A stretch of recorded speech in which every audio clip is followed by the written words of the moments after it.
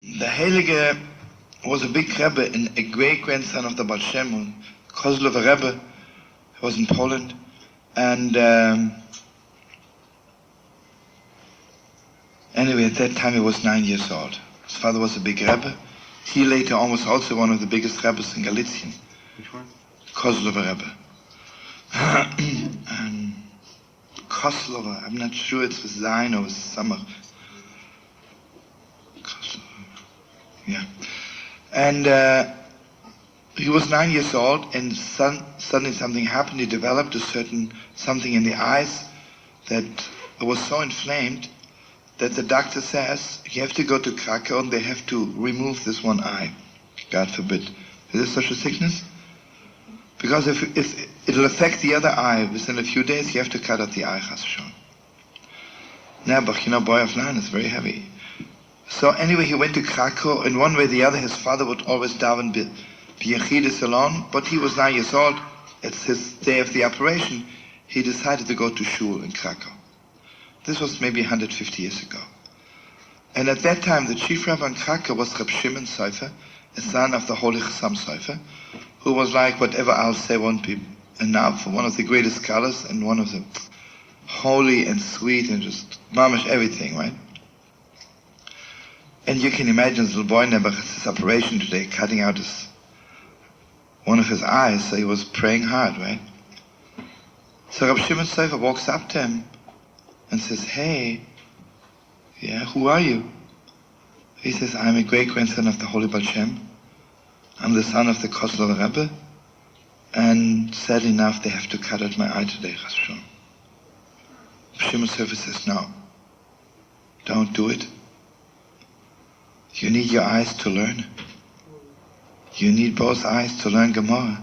You better keep both eyes.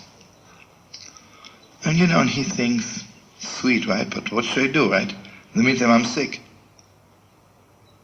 Okay, he accepted the blessing, but now listen to this.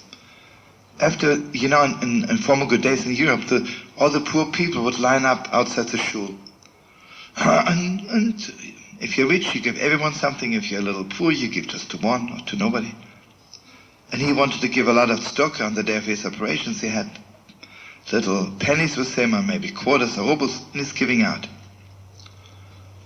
And he comes across a man who's really looks a little bit dirty and just ordinary, very, very down, poor man.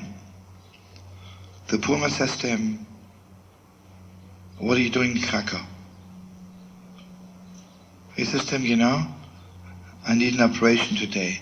They're cutting out one eye, Chas V'Shalom. The man says, don't do it. You need both eyes for learning. Pulls out, this man really wasn't smelling from perfume. It was really, you could think he really has to go to the mikveh and take a shower.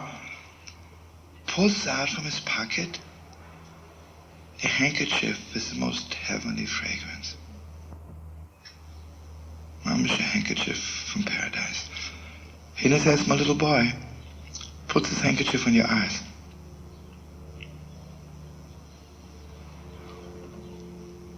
Puts it on his eyes.